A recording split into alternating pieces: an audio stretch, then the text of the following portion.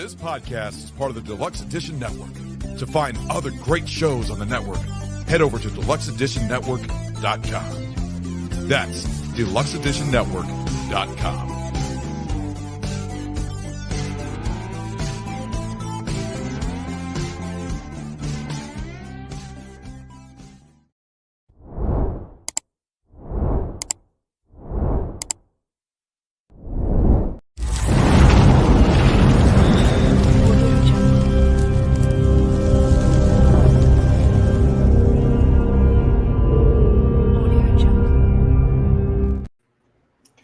What is happening, everybody? You are now tuned in to Talking Shit.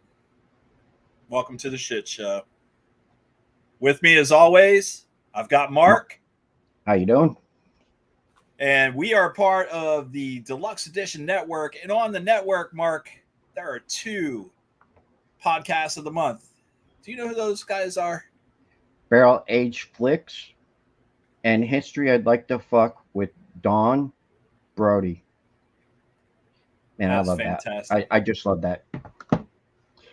Guys, we got on the show. Head on over and check out those 2 podcasts as well as us over there.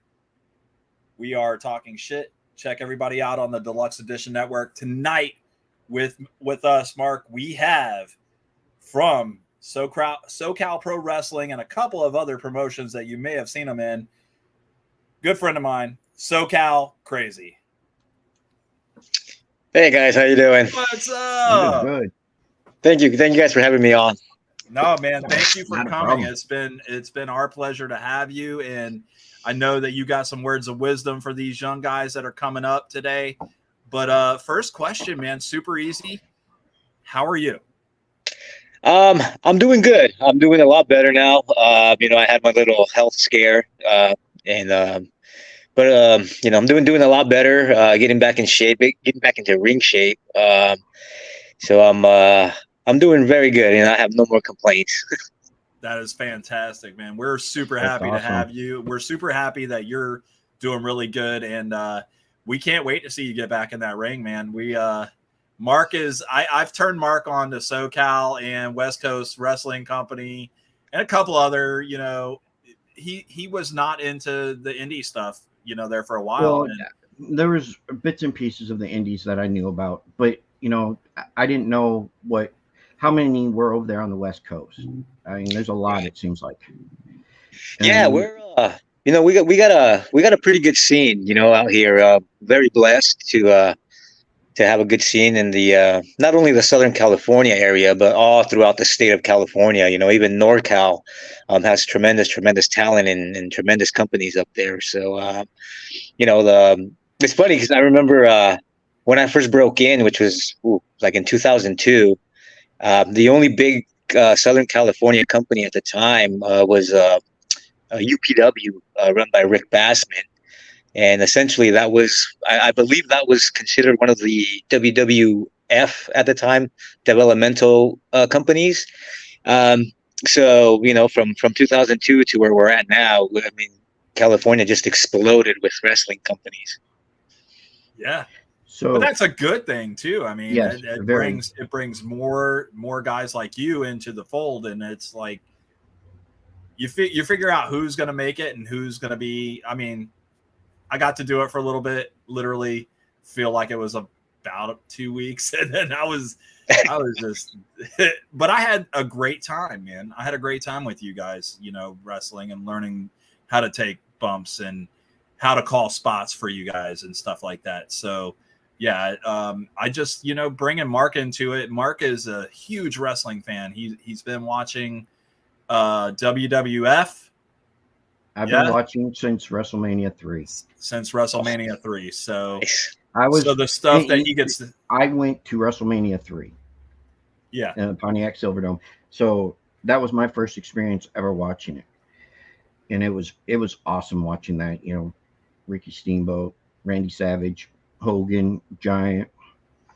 By far, to me, when anybody says anything about WrestleMania 3, I immediately think Steamboat and Savage. Knowing that he had what he had wrote down on the piece of pad or the pad, yellow notebook pad, like I have right here. Like it was like 200 and something moves that they had set down, and they knew them by heart, and they wanted to steal the show, and that they did. I mean, granted, seeing Andre the Giant get slammed, that doesn't happen that often, but but Yeah, I mean, I'm a huge Hogan and Andre fan, but I don't know, man. I mean, to me, the most iconic moment was, Steamboat's arm drags to oh yeah, Savage. yes, Like that stands out more than the body slam, than Hogan yeah. body slamming Andre to me. Those those arm and when he did that, those are the iconic moves that he does. Nobody can implicate those, not the way he did it. Right, right. And I don't think anybody will. I mean, we try to imitate it as best we can, but there's no way anybody can imitate those arm drags. Oh no. Nope. No, he was always telling you like, bam, we're doing this. We're doing this. If you watch that precursor to the move, Ricky was always telling you like it's coming. I mean, if you got to focus in on that one point, Mark, and I promise you'll see it and you'll be like, oh shit, here it comes. Believe it or not, the WrestleManias that I have went to, I've actually never actually sat back and rewatched them. What a shame. You need to. You should. I don't know what it is about it, but I just never have. I went to WrestleMania 3 and WrestleMania 24. And you won't go back and rewatch those because you lived it? I haven't. No, I mean, I lived it, but I don't know why. I just don't. I mean, I've seen matches from it, but I didn't watch the whole thing. Gotcha. So Cal, you've been doing this for how long now? I've been blessed with this for about 20 years now. I started in late, I like to say like early 2000, late 2001, early 2002, I believe is when I started. And I've been just very, very blessed with still doing it. So I'm so happy that I got the opportunity to experience my childhood dream. Yeah. I mean, if you didn't have the skill, I don't think that you would still be doing it. You know what I mean? You had a skill from Jump Street. I mean, everybody saw it, and that's why I think you've been in a lot of promotions, and it's because everybody knows the name. When I say SoCal Crazy over here in Florida, it's not like you're missed. Everybody's like, wait a minute, I know that name. Why do I know that name? And I'm like, oh, let me show you. Here you go. I'm like, yeah, it's obviously it's flattering. It's just so funny because when I started wrestling, and I knew that there wasn't much money to be made, unless you got that. You hit that lottery and you got that big contract that everybody's always searching for in this business. But, to me, it was, I was a little kid that would go over to my aunt's house and, jump off of couches with my cousins. And, we would cut out cardboard. We would make belts out of cardboard. And, me and my cousins and the neighborhood kids, we would basically recreate what Monday Night Raw is now, yeah. So to me, when I broke in, I just wanted to see if I could do it, like I was always curious. I was like, can I do this? Can I, and even if I did do it, how far can I get, into this wrestling business? And, I just said, screw it, let's do it. And I've been, like I said, I've been blessed for 20 years. I've had a great 20-year run, and hopefully I can go for a little bit longer. I don't feel like I'm done yet. So hopefully I can continue a little bit longer. We hope so. We hope so. Yeah. We like watching you. How'd you come up with your name? Actually, I didn't come up with my name. It was actually given to me when I signed up at a place called California Championship Wrestling out here in San Diego, northern San Diego, Vista, California, to be exact.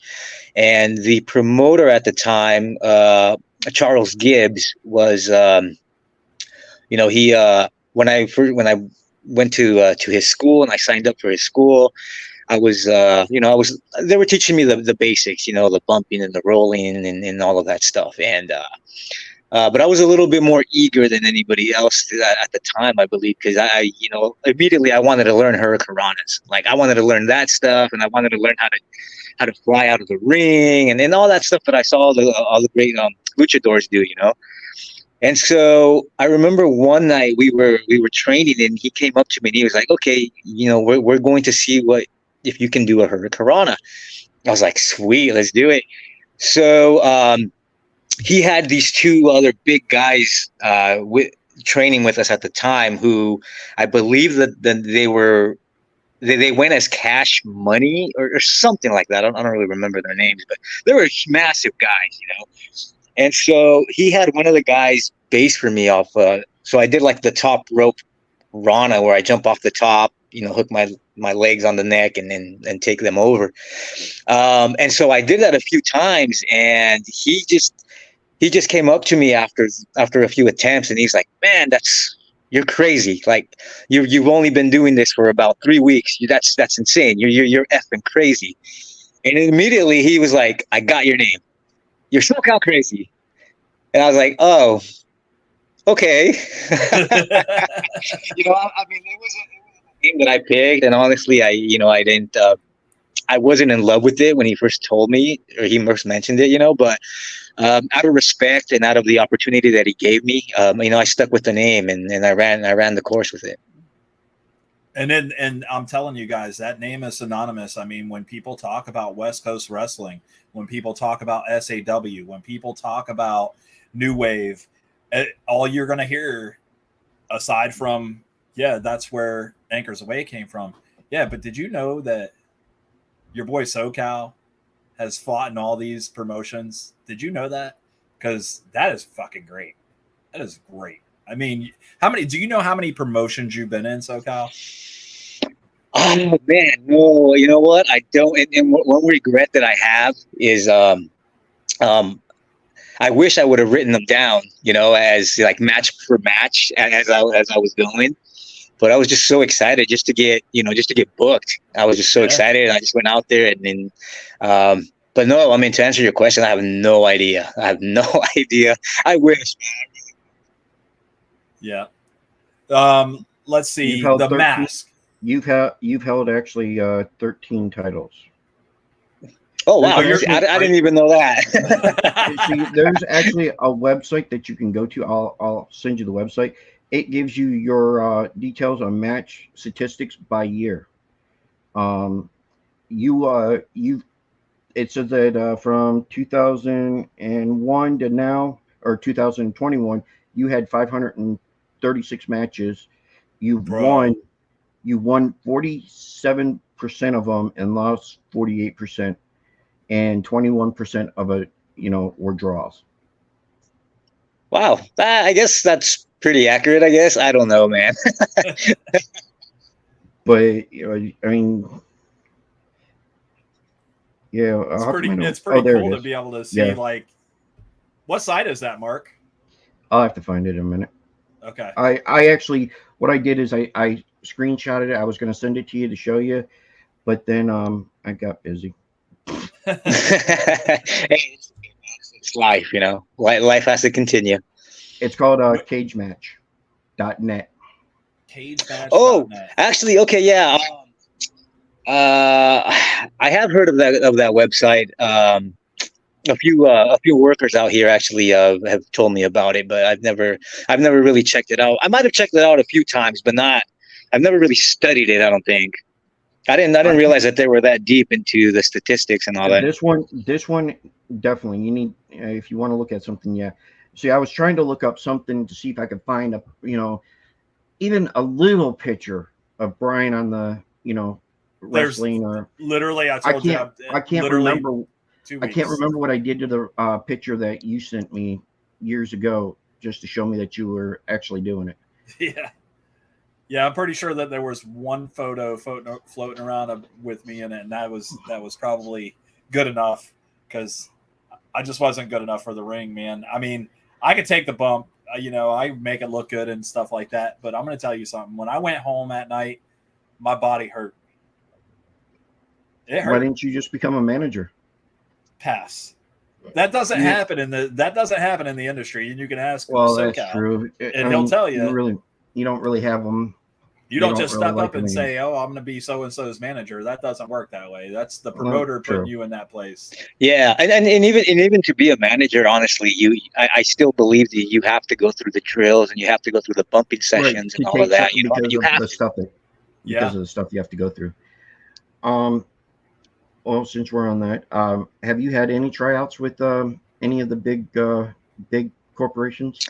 I have. I actually had I had a tryout with WWE a few years ago. It was actually I believe they called it Luchador Night. So it was me and a few luchadors that Okay, I heard they of brought that us one. in for tryouts, and then I guess I don't know, to get looked at, I guess is the best way to say it. And I was lucky enough, I believe I was paired up with Hector Canales, another awesome worker who's out here on the West Coast.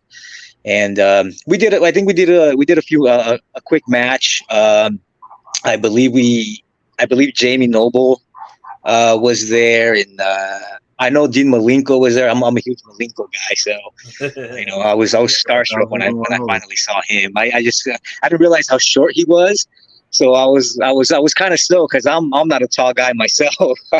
You know, I knew he was short, but I mean, I never even actually paid attention to how short he was. yeah, he's Probably about as tall as me. he's solid, man. I mean, you can show a movie off that guy's back, man. He's just solid. But yeah, we had a good tryout and a good see. You know, they looked at us. They gave us feedback of what we needed to work on, what was good, what wasn't good. I believe that same tryout was actually the tryout that they ended up picking up Ricardo Rodriguez because he was with us, and that's how he ended up getting his whole start off of that tryout. So it was a fun night, man. It was a great night. It was one of my goals was accomplished. I've always wanted to bump in a WWE ring, you know, compared to the indie rings that I was so used to. So you know, bumping in that ring was like, oh my god, it's like bumping on a bed, man. It was amazing. Wow. Whose dog? Yeah, that's his, not mine. Yeah, that's my dog Gordo. Gordo's saying, "Hey, you want to let me out here? What are we doing here?" So, how did you come up with the mask? The mask, actually, I again, when I was in CCW, I didn't have a mask design per se, you know. So another guy that was training with me, who he ended up wrestling as Street Styles in XPW, who now wrestles as Lou Jacobs out in the East Coast, I believe for Paul Roma's company out there. We were training together, and you know, out of the class that we had, or we started, they started to dwindle down. You know, like a lot of people started dropping out, and it was, you know, unfortunately, wrestling isn't for everybody. Right. And so finally, one night, he, you know, we were just talking about training and whatnot, and he came up to me and he was like, "Hey, you know, I have this mask. I know you want to wear a mask. You know, if you want it, it's yours, and you know, try it out, see how you like it." So I ended up putting the mask on and basically training with it just to get used to the training with, you know, running everything with a mask. And basically that mask that he gave me is the same mask that I've been wearing for the last 20 years. You know, I've added little details here and there, like I've added the stars.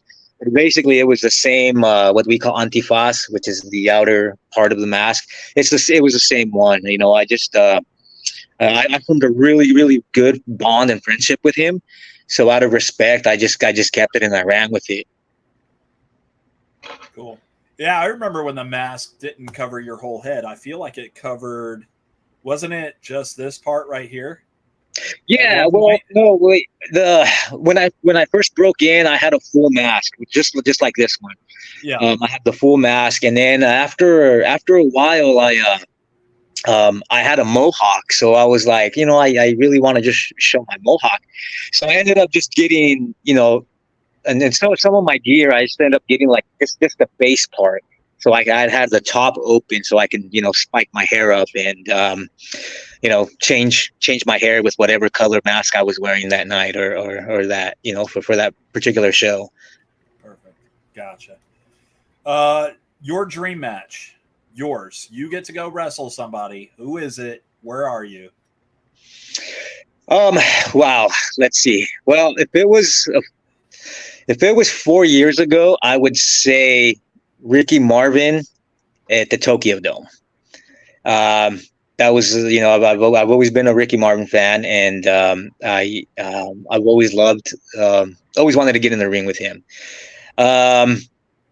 One match that a dream match that actually came true. I mean, there was, I've been in the ring. I've been lucky enough to be in the ring with a lot of the greats, but a couple of years ago for SoCal Pro, I was actually able to get into the ring with Super Crazy, and that was awesome. That was an awesome experience. I wish it was at a bigger arena, but just doing that in front of my home promotion, which I consider SoCal Pro my home promotion.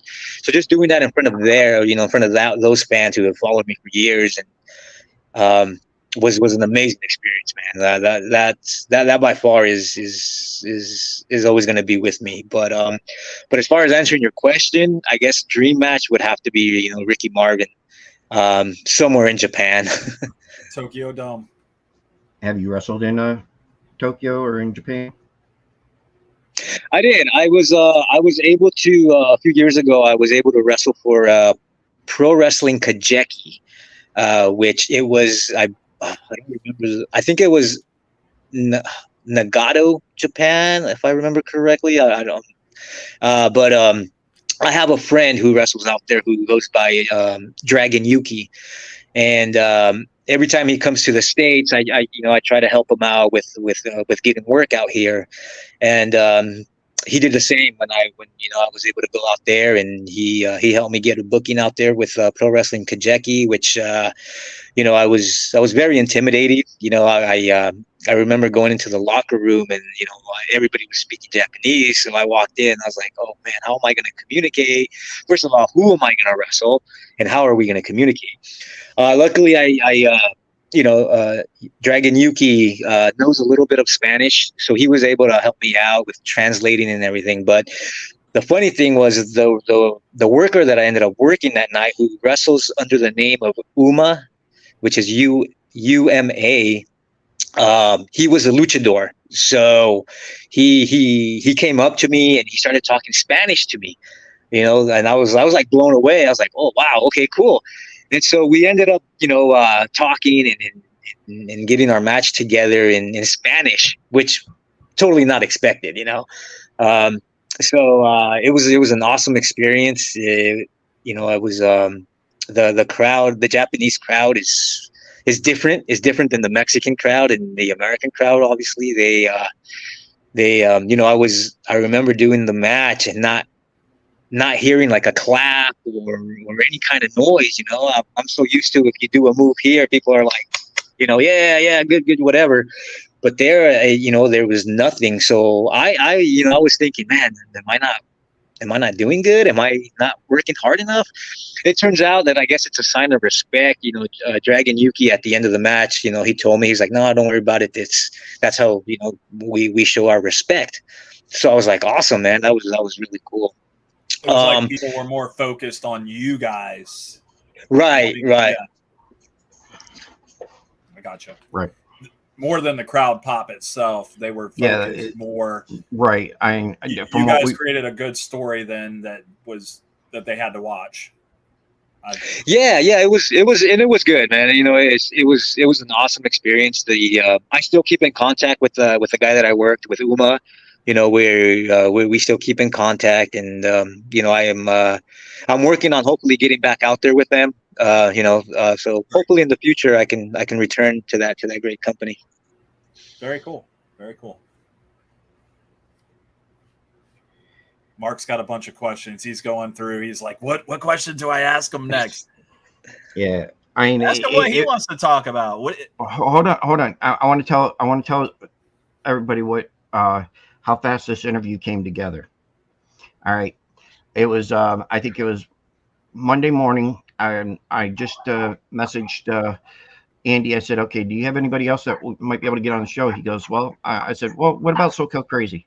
He says, let me reach out to him and I'll be back. And he goes, okay. He came back about 10 minutes later and he goes, SoCal gave me his number to give to you. Okay. I'm sitting there. I'm like, okay, no problem. And I messaged you. And then right after that, I messaged Brian. I said, hey, I just got SoCal Crazy's number. I'm messaging him to see if he wants to have to come on and talk. And well, Brian hadn't even responded back to me, and you said, yeah. I said, oh crap. Oh, that was quick. I mean, that was the fastest I've ever had anybody answer me on, yeah, I'll come do it. It was freaking awesome. Yeah, no, and again, I thank you guys. It's one of the things that I was taught in this business by a lot of the great mentors and that I have was like, you have to open up. You have to be available to people, and like you have to like, how can I say this? Like, you have to make sure that people understand what's going on if they have questions. Like I was always taught to make time for the fans or for people that do podcasts or anything like that. Like so I was honored when Andy hit me up, and I was like, yeah, for sure, man, for sure. I was very, very blown away and honored that you guys would even consider it. So thank you guys.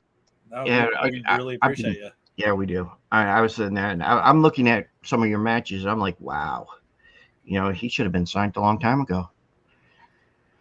Thank you. Yeah, but, like I said though, I was just doing it to see if I can hang with the guys, and like obviously watching it as growing up and watching the Mexican luchadors, and then watching the old. I was obsessed with WCW Saturday Night.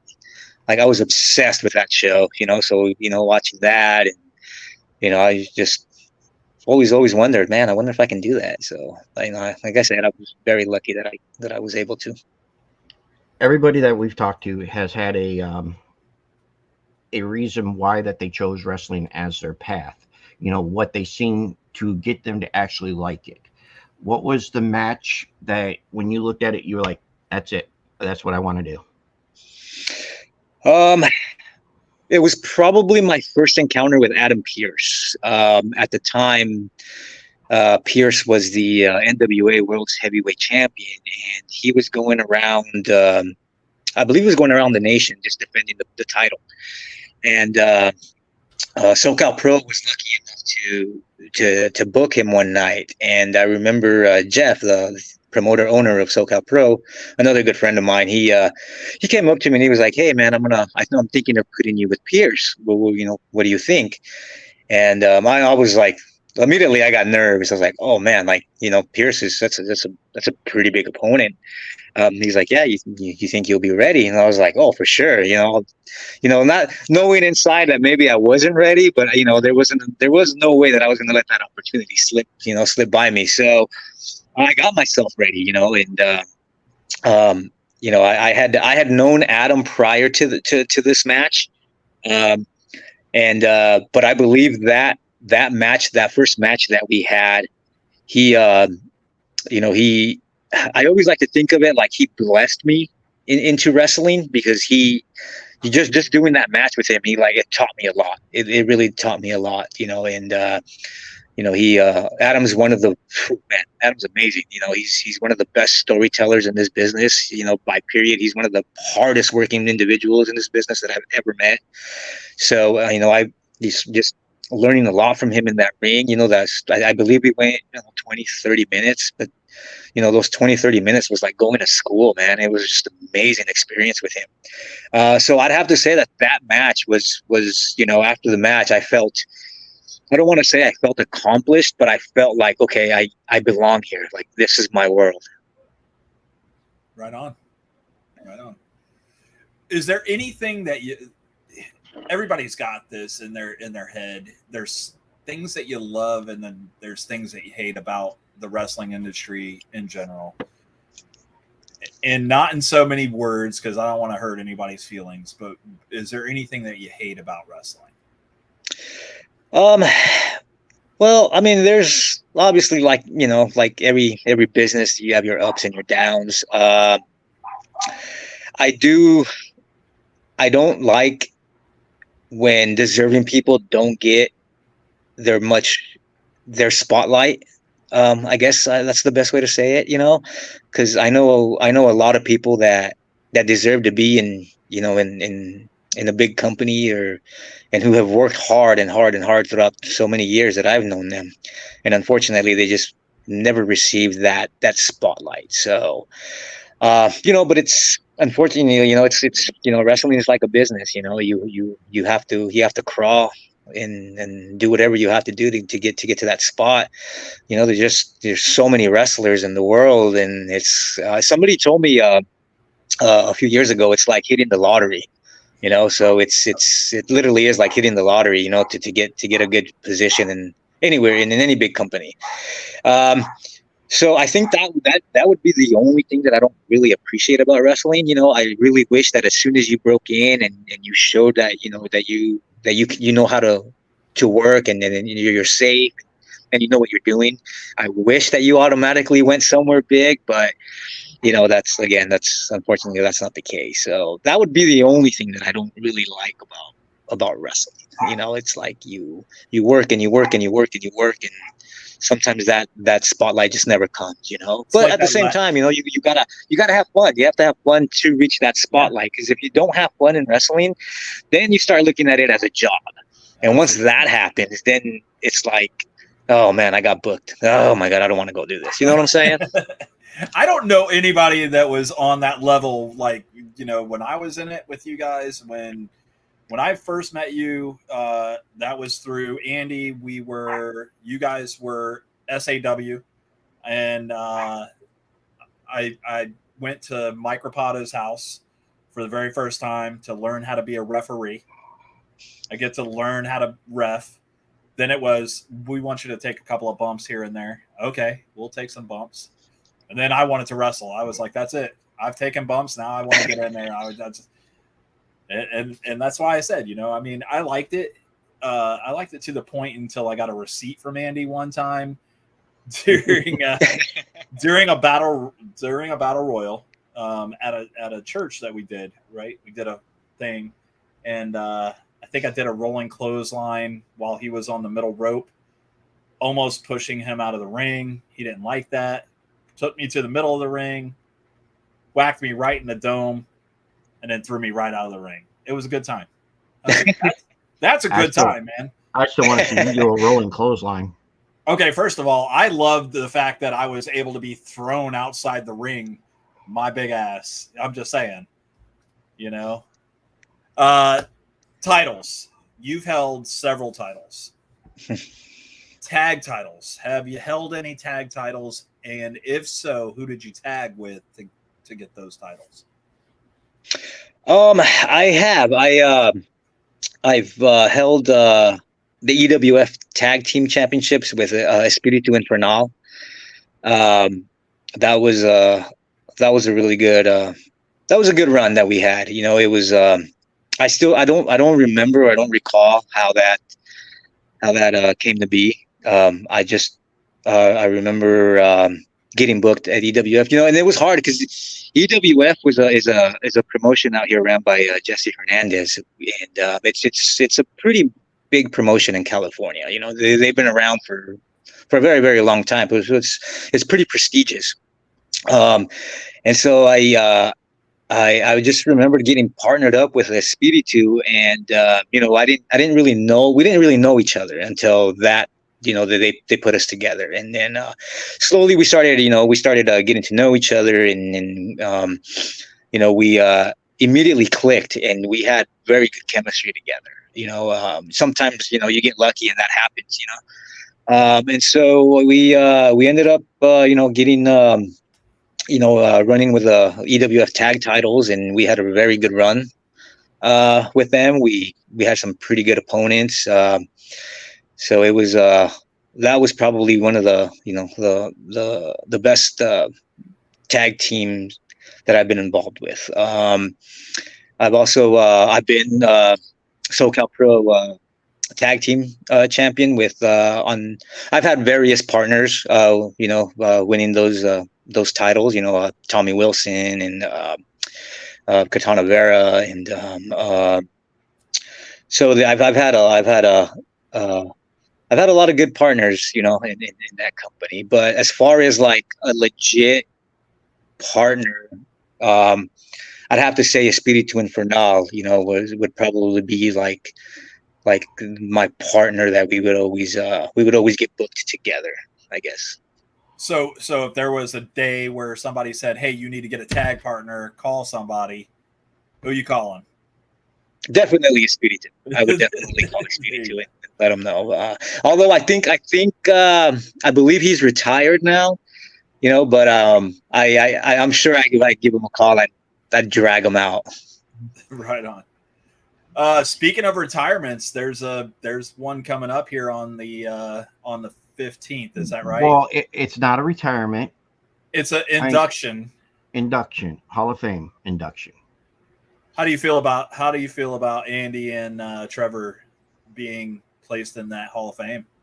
Oh, it's well deserved. I love those guys to death. I met those guys at SAW. Prior to joining SAW, I was already working, and I was actually brought in to SAW by a mutual friend of ours, who his name was Oscar, who ran a lucha libre promotion out here in San Diego. And so Oscar came and he's like, "Hey man, I want you to come and meet this company in Oceanside, and let's maybe you can run training one night." I was like, "Sure, let's go." And so I went, and I met everybody there at SAW. I met Mike Rapata and all the guys that were there. I met Andy and Trevor, and I immediately clicked with them. Immediately, I mean, those guys, they're definitely my family. They're somebody whom I treasure and I love, and I'll do anything for them. So for them, to get inducted into the SoCal Pro Hall of Fame is amazing. It's amazing. Like, honestly, I credit Anchors Away for putting me on the map. Even though, I mean, like I said, I was working prior to meeting them. I believe it was my encounters with them that just solidified me out here. Those guys made me look amazing. They made me look like $1 million. And so I really, I'm really thankful that they're getting inducted, and I'm almost crying because they're just like, they're my family. So it's an honor that they're there, man. I'm beyond happy that's happening to them. It was super crazy because we had an interview. It was supposed to be with Andy first. Andy doesn't understand what EST stands for when we say Eastern Standard Time. He was working. I think he was working a SoCal event. Is that right, Mark? Yes. Trevor said, "Hey man, I'll step in." Originally he was like, "Look, I can give you like 20, 30 minutes." Cause I was like, "Yeah, I totally understand, just until we can get Andy, if you're okay with it." And he was like, yeah, that's cool. Trevor comes on. He does a 2-hour segment with us, right? We just talk about just the most random stuff, not knowing that this is coming, not knowing that there is about to be an induction into a Hall of Fame. And we talked about, it's going to be one of those questions I'm going to ask you too. Like, what do you think your retirement match would be, kind of thing, right? And I asked Trevor that question, and Trevor was like, "Look, I'm retired because I can't do it anymore. I hurt my back, and that really sucks." But I said, "Look, if you could go back and you got one more match in you, what are you doing?" And he builds this elaborate thing, and I'm just like, dude, wow, it's absolutely insane, So, going back just a couple of seconds ago, I said the same thing.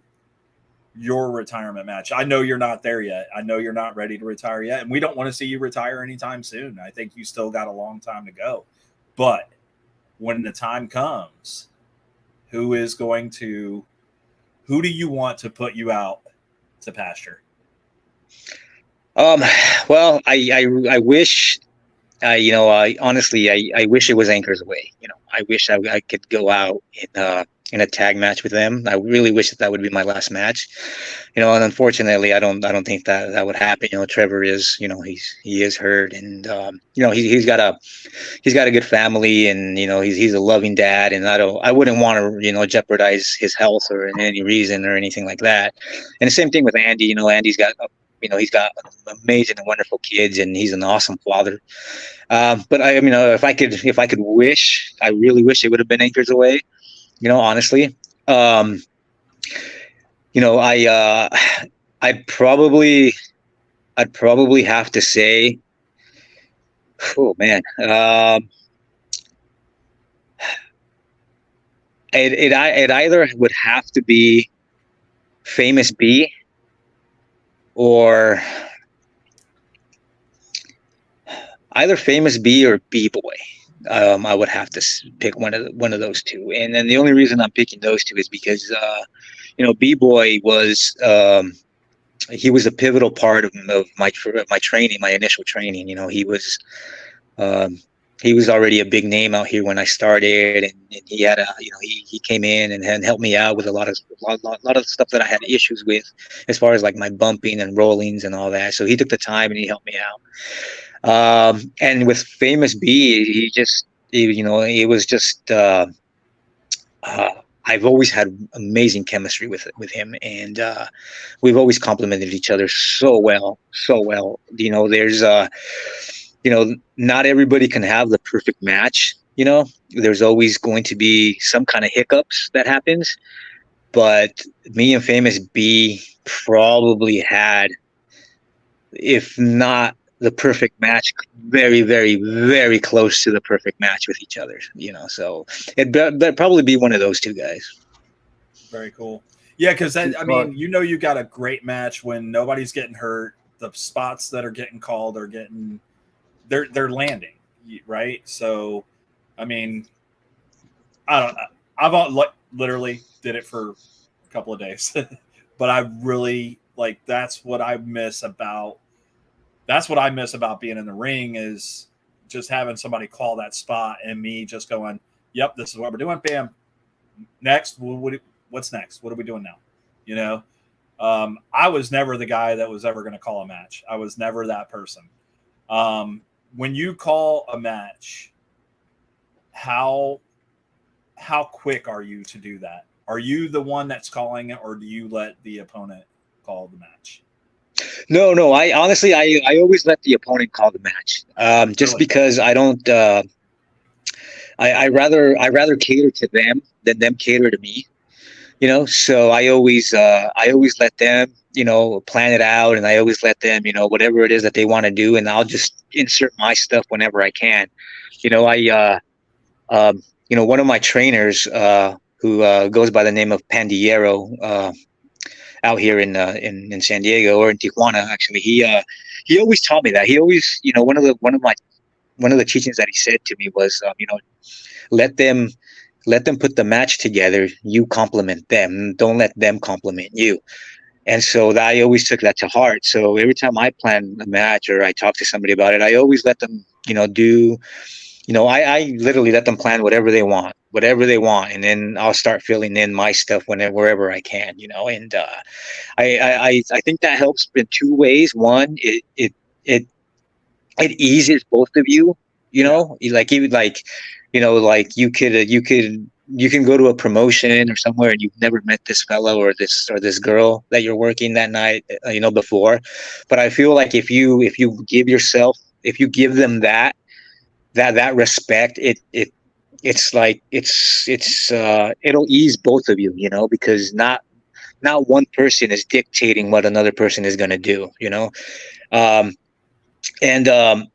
second part is I always think that my opponent knows the crowd better than I do. So I always let them steer me in any direction that they need me. I like to think of myself more as a backup player than anything else, not so much as the main guy in the match, even though it's just us two in the match. I always like to back them up with whatever. So I mean, it's so that's how I like to get matches put together. I never dictate. I just I lay back and let them Go with the flow. Right, yeah, just let them do whatever it is that they want to do, and I'll just insert my 2 cents where I can.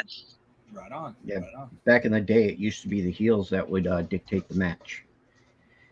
They would, Yeah, and that's another lesson that I learned, from Pandiero. He's an old school luchador from Tijuana, so he always told me that too. He's like, look, man, you're probably always going to be a baby face. I don't see you turning into a heel, so let everybody else put the match together, and you just put in your 2 cents.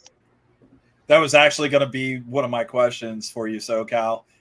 Face or heel, if you got to choose what you wanted to be, what were you choosing? Face. You were choosing face. I tried being a heel once, and I wasn't comfortable with it. I never found myself in that role. I did what I needed to do. I put over who I needed to put over, and we worked whatever angle we needed to work. But I was just never comfortable with it, and I didn't. I just couldn't. It just wasn't me. It wasn't me. So to me, honestly, I prefer being the face. I love being the face. I love the positivity of the fan interaction. I love, I love giving high fives. I love, anything like that. So it's just, I don't know. It gives me more confidence being a face than a heel. It does, and I don't know why. I really don't know why. You've done it great for 20 years. Don't change it. Don't change I'd love it. to be a heel. There's always somebody out there that's going to be like, well, he's done it. He's been a face for so long. It's time for him to turn. Don't do it. Yeah, well, they've always done that. They think somebody should be a heel, and they try to turn them heel, but it just doesn't go right. Yeah, no, it doesn't. I mean, when I turned, when I had the opportunity to do the heel gimmick for a while, it got over because it wasn't, people didn't expect that, but I just personally, I just didn't feel it, and it was one of the things that I hated about being a heel is that I couldn't exit the building until everybody left. And then to me, like, I remember when I was growing up and watching wrestling, and when I would go see wrestling in live shows, I was a little kid that was always waiting for wrestlers to come out to get autographs or pictures or anything like that. And so for me to not be able to do that to fans that are, waiting for me or waiting for whoever comes out, it was just like, it just didn't click with me, man. I was just like, no, man, I can't do this. Yeah, I've heard a bunch of horror stories on heels, on what's happened to them, especially over in other countries. If you get over and you're a good heel, and your life can be on the line in some countries. Yeah, especially in Tijuana. I remember doing a show in Tijuana, and I was actually the baby face, but because I was considered a foreigner coming from the States to Mexico, they immediately, I immediately got all the boos and then whatnot, even though I was portraying a face.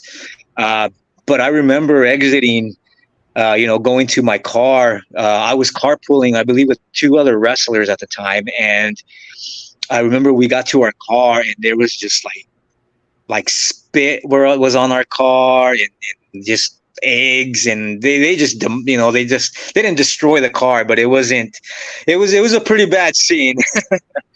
So it was, yeah. So definitely not, man. Definitely, that's definitely not for me. Gotcha. What is your everyday cover outside of the persona of SoCal Crazy? What do you do? Well, let's see. I love carpentry. I've I have an uncle who owned a construction company. So he basically taught me carpentry 101. I love building things. I love fixing things. I love putting houses together. So outside of wrestling, that's probably my next passion, is just building things. It's just something that I love doing. Um, I've been lucky enough to when I had some downtime in wrestling, I've been lucky enough to help friends build houses or room extensions or stuff like that. So that's always been a big another big passion of mine, is just been building stuff, man. I don't think that's me. I No, want to I build can't build. stuff. I can't. Terrible.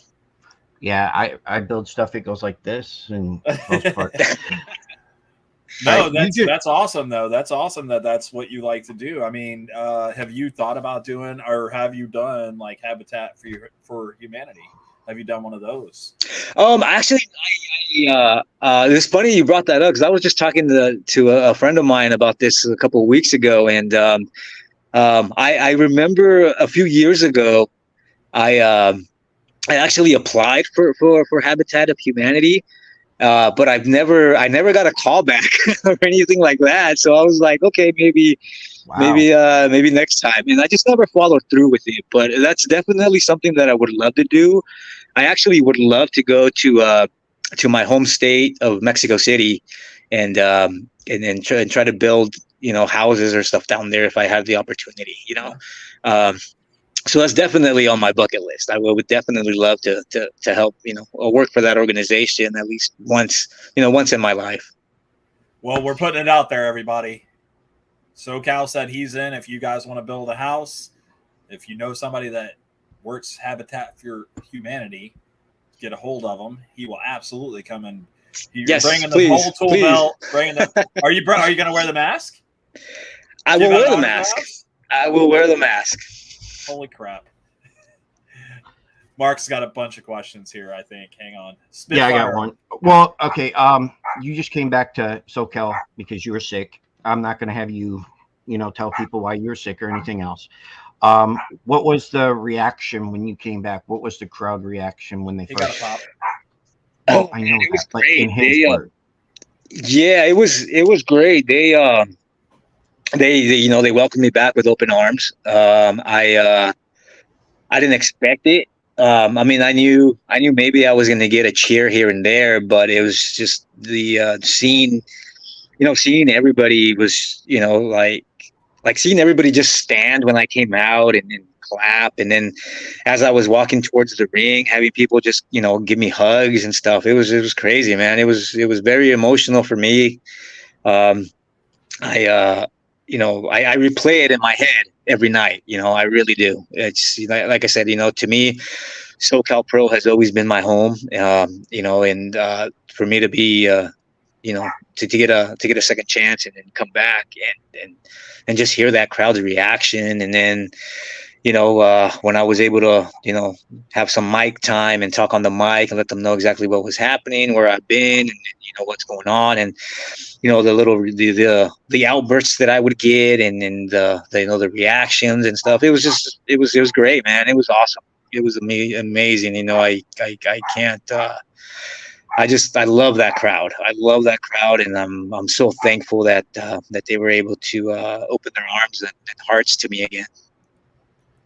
I was going to ask, and this might be a little ludicrous or a little sideways, but was that show when you came back? It was You Can't Kill Crazy. That was the show you came back. Is that right? Yeah, that was it. Yeah. Was it named after you? Was it because You Can't Kill SoCal Crazy?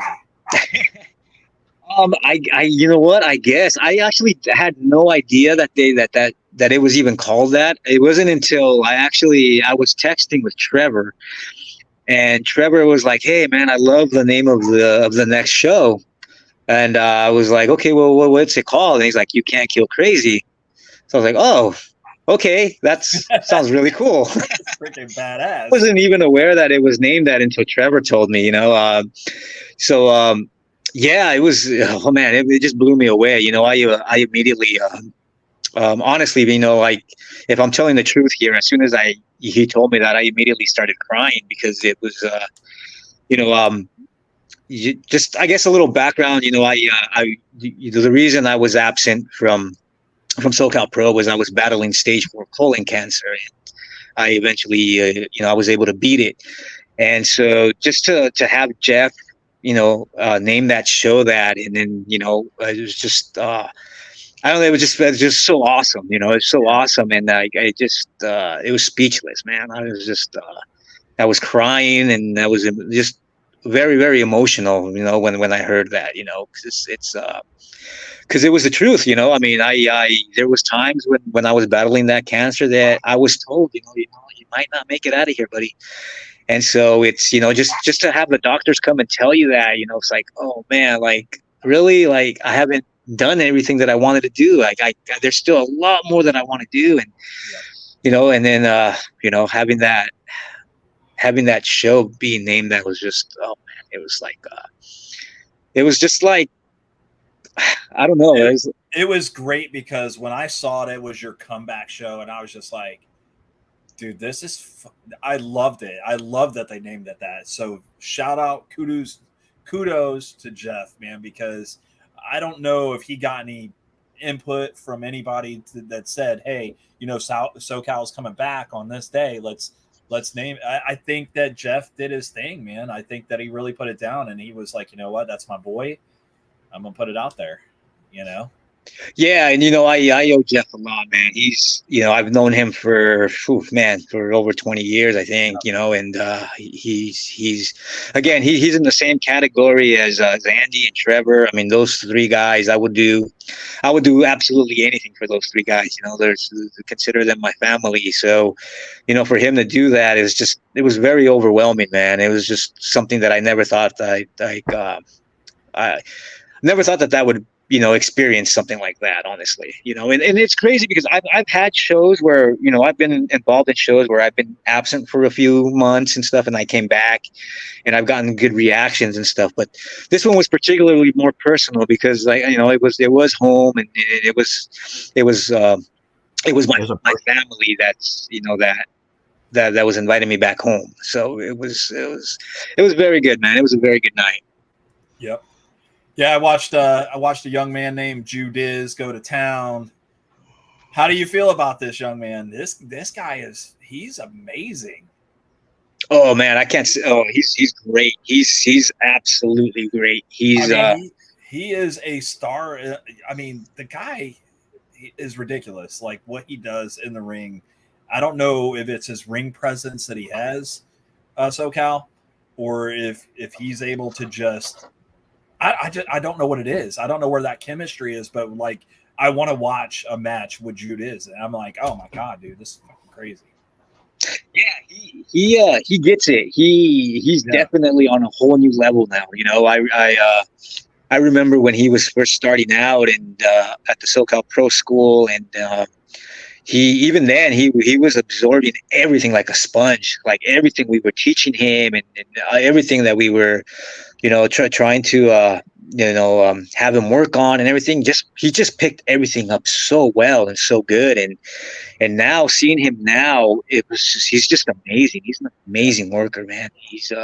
I'm so proud. I'm extremely proud of where he's been and where he's gonna go, because I mean, the doors are just now opening for him. Really, they really are. Even though he's been working for a few years now, I believe that his doors are just now opening because people are now starting to see, what kind of worker Judiz is, and I couldn't be more happier for him. Honestly, man, I just I can't wait to see what the future holds for him, and I know it's going to be a lot of awesome opportunities. Let me ask you this: you do a lot of the training with these guys. Who's the hardest one? Who's the knucklehead? Do you have one in the classroom? Do you got one in the ring that you just want to be like, I'm going to smack this kid right in the back of the head? Oh man, there's been a few. There's been a few that have come through our doors that have been like that. Luckily though, I believe their experience in working with other companies or other talent actually has calmed them down. I do remember there was one kid whom I don't really remember the name or his name, but there was one kid that came in, and the first day he wanted to learn hurricanranas and 450 splashes and stuff like that. Exactly like I was when I first started, you know.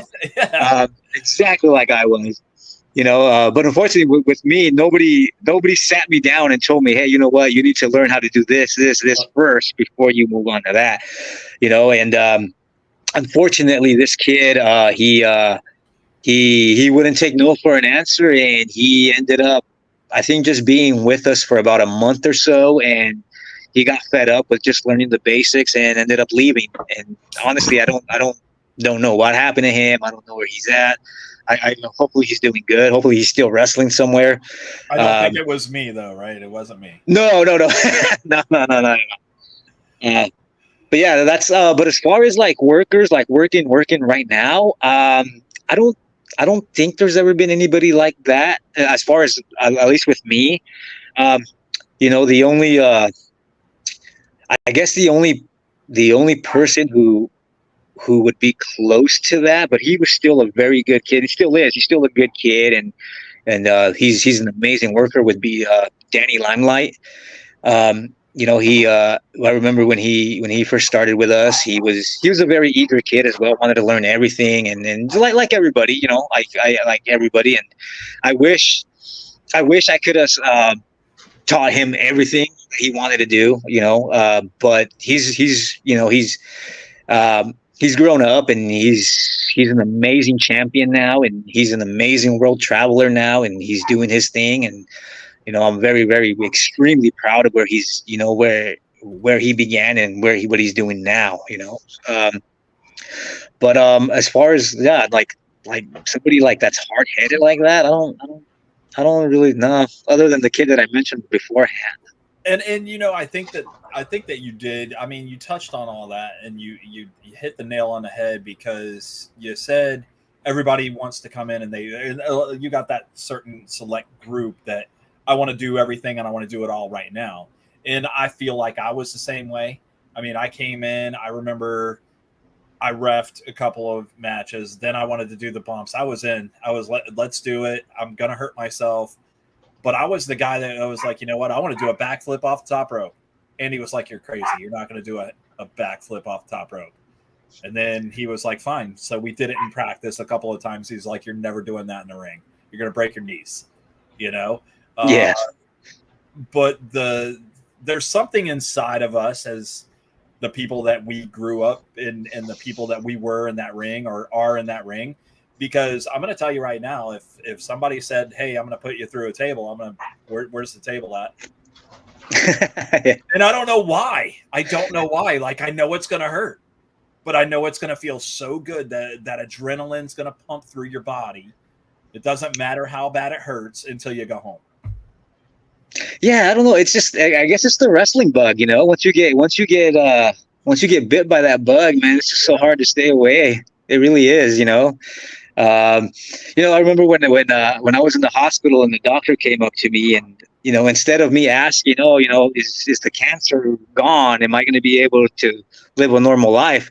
I think my first question to him was like, hey, will I be able to wrestle again? So, you know, it's just something that's, yeah, you're right. It's just like something that you can't shake out of your head once you get bit by that bug, man. Yeah.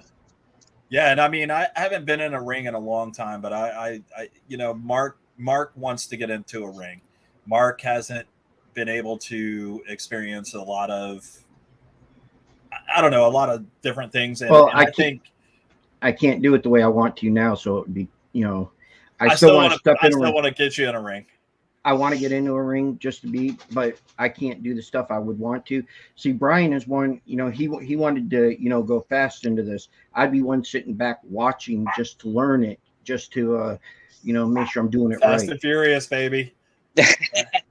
Listen, Trevor will tell you. He'll tell you, man. I'm telling you, Trevor would tell me to slow down, and I couldn't. The adrenaline's up. my head's spinning. Like we got so much going on, and that's why I think that I wasn't great, and I wasn't where I needed to be in the ring, and that's why hey, listen. Well, you go too fast, you're going to hurt somebody. Yeah, exactly, and that was never the case. Like I never wanted to hurt anybody, So yeah, that's true. I mean, that's your number one job is to make sure that you walk in and you walk out. Absolutely, and the guy that you're in the ring with is the same way. You got to make sure he walks in and walks out. You don't want to be the guy that has to walk next to the stretcher and be like, "Man, I am so sorry." Right, exactly. Yeah. That, Mark, do you have a match on Saturday?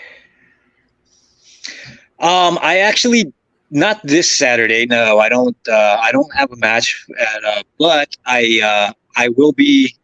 I believe myself and Matt Thrash are actually going to be the ones inducting Anchors Away into the Hall of Fame. So I'm looking forward to that. I'm excited. I'm extremely excited to have that honor to do that. I myself actually won't be in the ring until April 23rd. That's actually my return match for One Ring Circus here in San Diego. Okay. And that's going to be on what channel is that, Mark? SoCal Pro Wrestling. It will be on. It'll be on the app. I believe it's SoCal Wrestling TV, right? Yes, TV. Yeah. I had to remember. But yeah, it'll be on the app. And then it'll be, I believe that they're streaming it. I'm not sure yet on YouTube, but we're going to sit here and watch it together on Saturday to watch Anchors Away. And while we're doing the cheap plug for that, Anchors Away will be on our show next Tuesday. Yeah, that's awesome. So we had a little question we wanted to ask you. I think I'm going to let Mark ask you this one. Well, they're not watching anyway, so it doesn't matter. Of course not. We're going to surprise Anchors Away while they're talking to us with people coming in. Well, one so far, and that's Matt. Would you like to be a part of it? Absolutely. I'll send you this the thing earlier in the day. I think we need to. I don't know if we can get a hold of anybody else over at. And you have the connections for this, and we'll leave that up to you if you want to see if any of those guys want to. If they want to, we'll send the link to you, and you can share it if you'd like. But we're just trying to, give these guys their due. Yeah. It sucks that we don't get to watch them wrestle again because I totally want to watch. Yeah, and a lot of their stuff, it was pre, where everybody was recording everything. So yeah, I really wish. I wish they had. I wish they could do it one more time. Honestly, I think that there is a lot of people out there. I kind of just want Andy to do some mic work, man, because. Oh, he'll be. Him. You're going to get him in the middle of that ring. You're telling him he's in the Hall of Fame. He's going to spiel off some stuff, and it's going to be awesome. Yeah, I think it would be good mic presence, man. I think it would be awesome if somebody came in like Mr. Impressive, right?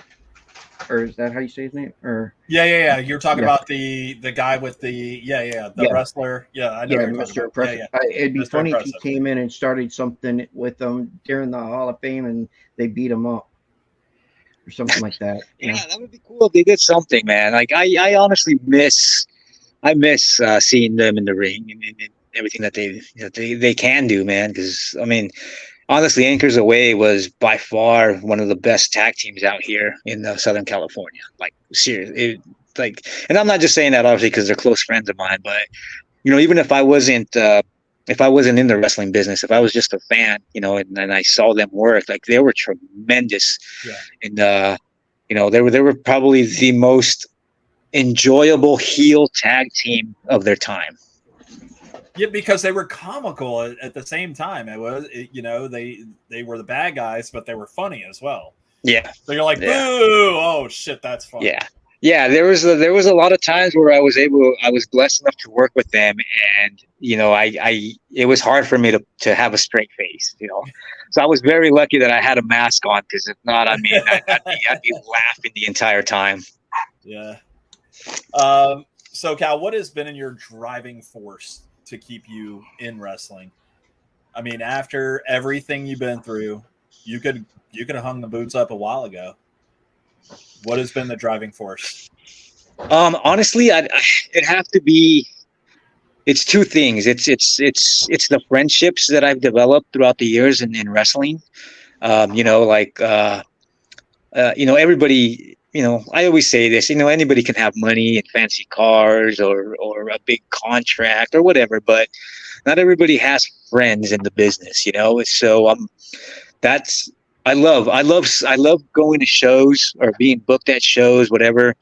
And seeing friends. I love hanging out with them. I love, talking wrestling with them. I love catching up with them. That's, it's part of you, 20 years, you invest 20 years in a certain business, and you develop friendships in that particular business. You're going to want to see those people as often as you can. Yeah. So it's definitely that's one of the driving force, but I would say the second one would have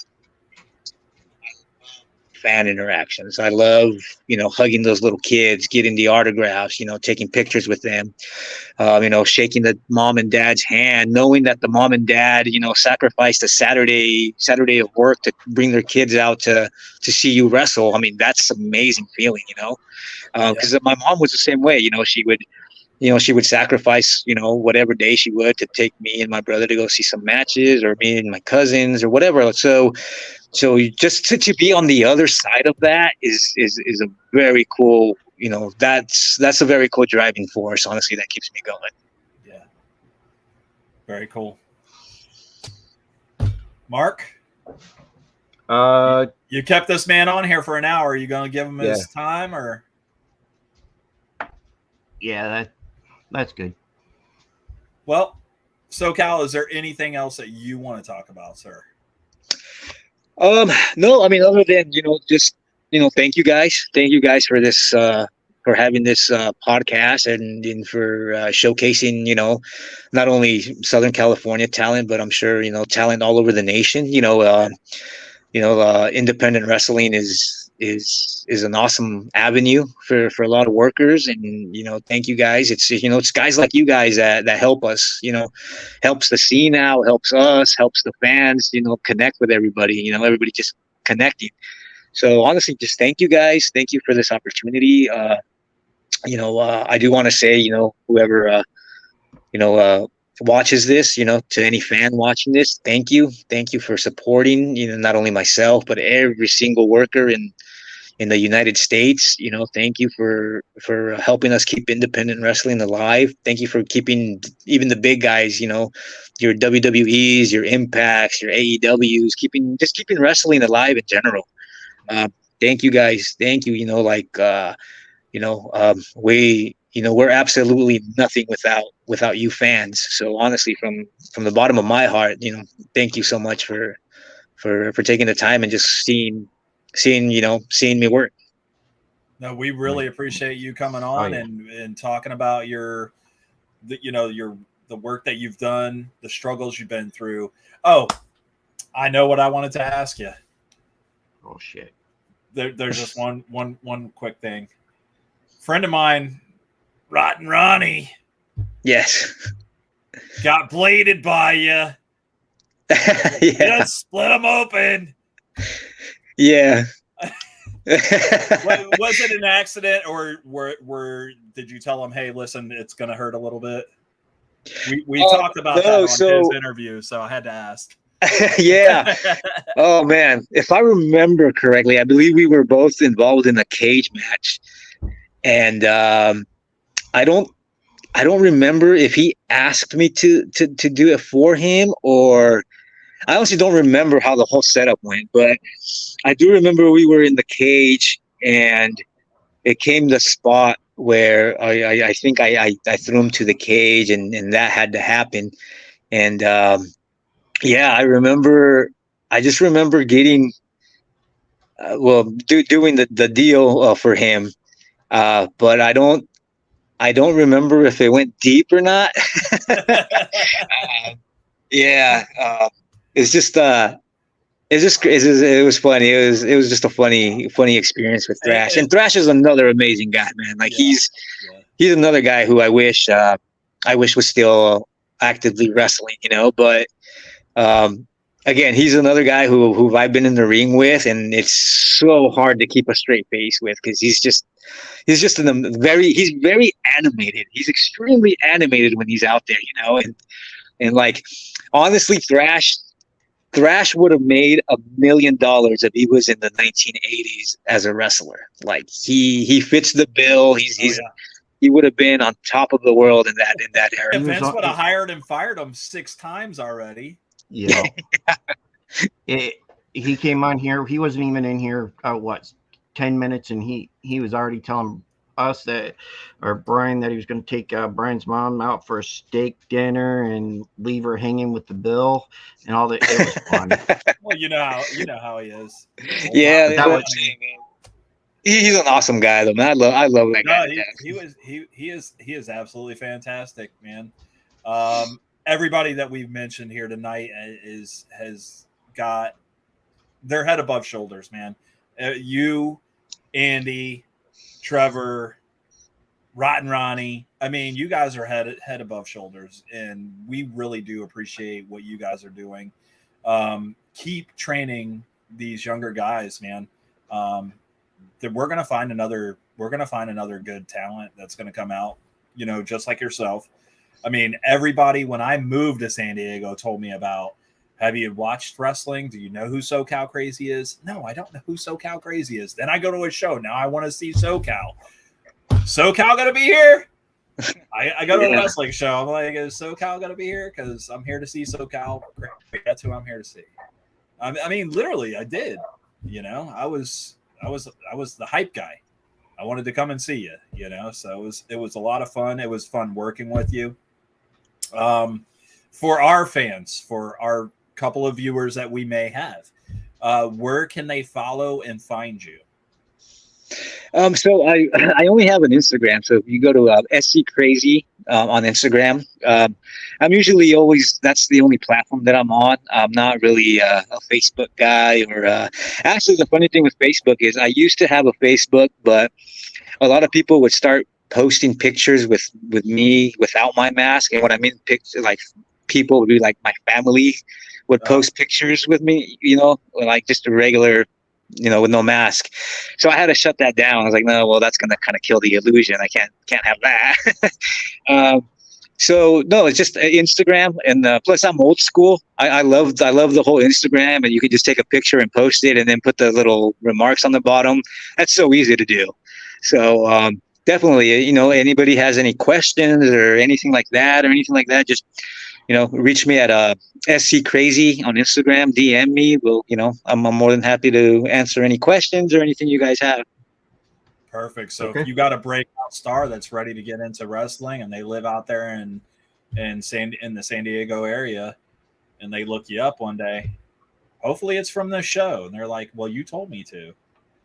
Hopefully. Yeah. We'll steer them in the right direction for sure. That is fantastic. So, Cal, before we let you go, is there anything else you want to talk about? Anything you want to get off your chest? Anybody that you're going to go and whoop on after you? No, I mean, just, I'm just, well, there is one thing that I'd love to plug that if you guys give me a little time here is absolutely. Definitely, battling the colon cancer, it's definitely a silent killer. So, I know, the average age to get screened or to get checked was 45. And unfortunately now this cancer is creeping up on younger people. So, definitely, I'm not saying this is scary like that, but definitely if you get a chance, go get checked, go get screened. It's very, very important. It's a lot better to know than to not know. Like I was extremely lucky that I actually that they even found this, in me. I'm sure if I wouldn't have if I wouldn't have gotten checked, I probably wouldn't be here with you guys right now, honestly. So definitely, if you can and you have the resources, please go get checked. It's very important. Male and female, very very very important. Even if you don't have the resources and you want some kind of information, there's a lot of colon cancer foundations and stuff like that you can check out. If not, again, shoot me a DM. I literally studied this thing while I was going through it, so I kind of know a lot about it. So if you have any questions about that or anything like that, I'm more than happy to help you out. If you happen to be at a show where I'm booked, I'm going to have, I now have a lot of colon cancer brochures and booklets and resource guides and anything like that. So, you're more than welcome to come and grab one, because it's definitely something that you don't want. Obviously nobody wants cancer, but this is unfortunately the silent killer is what they called it. So, it's up there with that, the Widowmaker heart attack deal. So, Yeah. and again, I'm not saying this to scare anybody or anything like that. I just, don't want anybody to go through what I went through. Nope, I agree. I think getting checked now is going to be more beneficial than finding out later, right? Definitely. So get checked now, find a solution to the problem, fix the problem. Right. Yeah, for sure. It's like you said it best, man. It's better to get it checked now than deal with the consequences later. We will I think, Mark, on our next show, we'll find a helpline. We'll find a helpline number, and we will post that on our screen so that we can get people to get checked. I think that what you did for the wrestling community and everything that you've gone through, and for you to be able to come out and tell everybody that, I think that brings a lot of strength and a lot of courage, and we do really, really appreciate that. So, man, I love you. It's been real, and we can't wait to see you. What's the date? What's the date, SoCal, that you're going to step back in the ring? So I'll be back. My first official match would be April 23rd for One Ring Circus down in San Diego. I'm actually, I believe I'm wrestling against an extraordinary talent in Ruben Iglesias out here in the West Coast. So I'm looking forward to it. Just not only to step in the ring with Ruben, but just to step in the ring, step back in the ring. After my 2-year absence. So I'm ready. I've my cardio is back. My bumping is good. I'm excited. I'm very excited to be back, and I wish it was tomorrow. Honestly, I can't wait. The butterflies are coming, baby. They're coming. They are. They are. All right, SoCal, we love you, man. Thank you for coming on the show. We do appreciate you. Mark is going to send you that link for the 17th. Help me out here. Yeah, I think it's after their induction. Right. And we'll get everybody together. And if you could think of anybody else that you want us to get on the show, shoot Mark a message, shoot me a message. Yeah, let me know. Yeah, my phone number. Just shoot me a message. I definitely will, guys. And again, thank you guys so much for this opportunity. Hey, thank you. And we hope to get you back on the show here soon, probably after the match. Definitely. Yes, for sure. Perfect. Then we can talk about the match. Yeah, we need to get SoCal Pro Wrestling champion on here. I think we need to try to work on that next. Good luck, Mark. I know. All right, SoCal, thank you so much again, man. Thank you guys again. Have a good night. You have a good night. You too. You guys have a good night. Perfect. Mark, you got a great interview right there from my boy SoCal. One down, or 3-4. That's our fourth one down, 1 million to go. All right. Big fan of SoCal, are you? I need to watch him wrestle a little bit more. Great dude. Great guy. Dude, though. I mean, listen, if you ever get a chance to meet him, anybody, if you ever get a chance to meet SoCal Crazy, go up. He loves hugs. Everybody hug him. he's super easy to get along with. He's one of those guys that's going to give you an autograph and shake your hand and ask you what your name is. You know what I'm saying? So he's very friendly. Very friendly guy. That's why he's the face of the industry right now, man. He is the face of SoCal Pro Wrestling. Once he gets back in that ring, man, these guys have missed him forever. And I'm telling you right now, he's coming, and shit's about to get real. Shit's about to get real. SoCal is back. Stand by. Oh yeah. Super excited that he was here, and he is coming on the show for Andy and Trevor. So if they were watching, sorry we let the cat out of the bag, but shit happens. That was something that we really wanted to do. Mark, do you have anything else? No, the only thing I have is on Thursday we will have a psychic on our show called Artie or Art. And then, of course, next Tuesday we will have Anchors Away. We're going to have Anchors Away, and we're going to have Rotten Ronnie. And then we'll have SoCal. And if you behave yourself, I might try to find us a couple of other guys that I used to work with. Well, we'll see. Well, guys, from Mark and I and the Deluxe Edition Network, we want to thank you for swinging in, watching the show. I don't know if it was very informative. We hope so. Colon cancer, though, guys, go get checked, men and women. It affects all of us. SoCal is one of my friends who went through it. I don't want to go through it. I don't want Mark to go through it. So go get checked. I have enough problems. I don't need more. Yeah. Well, I guess we'll end it here. I guess so. All right. Ladies and gentlemen, this is Talking Shit. I'm Mark. I'm Brian. And we're out of here.